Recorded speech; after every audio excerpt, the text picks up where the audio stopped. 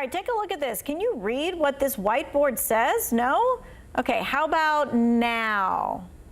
No, not again. All right, let's give it one more try. Aha, there you go. This is your reminder. It's time to get your students' eyes checked before the school year. Today we are joined by Dr. Rachel Rubel. She's answering all of your back-to-school eye exam questions and really any other kind of eye questions that you have for the doctor.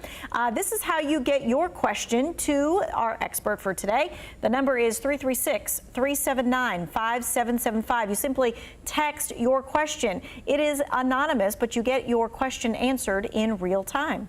All right, so let's talk about this first and foremost. Kids are going back to school and all that. The pediatrician maybe checked their kid's vision and they said it was 20/20 a year ago or so. Do they still need to have an eye exam with the doctor? Yeah, that's a great question. Thank you again for having me. A pediatrician will check vision, where they look at the eye chart, maybe a paper chart on the wall. But that's really only a piece of the puzzle with the eyes.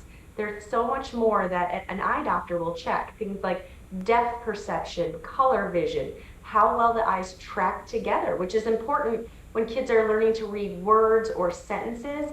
If they're skipping words or writing letters, reversing them, that all can be impacted by the eyes.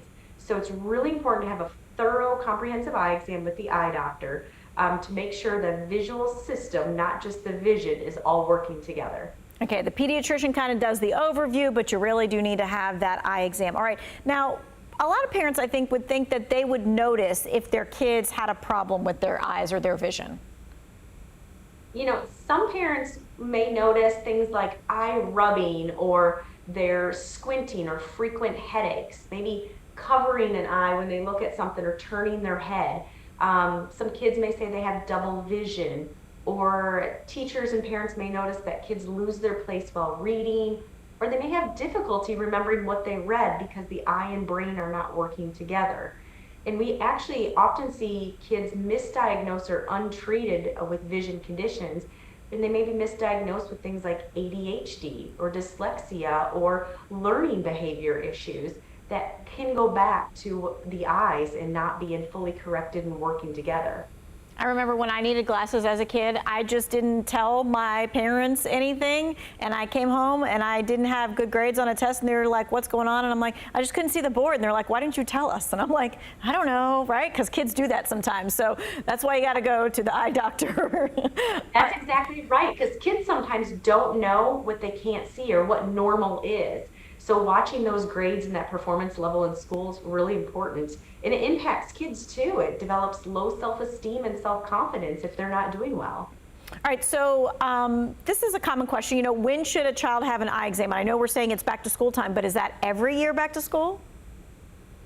It varies. So according to the American Optometric Association, a kid that's in school should have an exam entering kindergarten. And if they have no correction and no visual issues with their eye, then they can go every other year.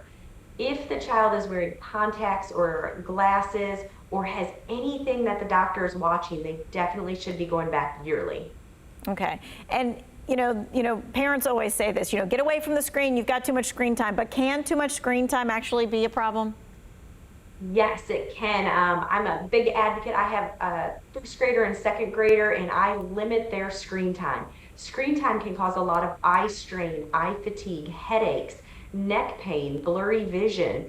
And so it's really important with kids having Chromebooks in school now to take breaks at the computer. Every 20 minutes, we tell the kids, take a break, look away for 20 seconds, and just blink. Give those eyes a break, because it can cause long-term damage to the eyes. So we need to protect them now.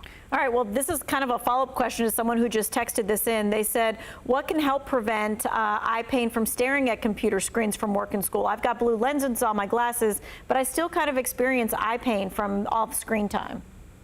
Yeah, and our eyes dry out when we're looking at the screen. Our blink rate decreases, meaning when we are looking or staring at a screen, we forget to blink. So those eyes can dry out. It can cause burning, eye pain, irritation to the eyes. So you want to hydrate the eyes prior to working on a screen. Maybe put an artificial tear in your eyes prior. Take breaks every 20 minutes. Remember to blink and look away. And honestly, just get up away from the computer and move around so those eyes can get time to refocus. All right, so we're going to take a quick break. We're going to be back with more of your questions. We're also going to be talking about cataracts and sunlight and sunglasses. We're going to talk about all those things coming up.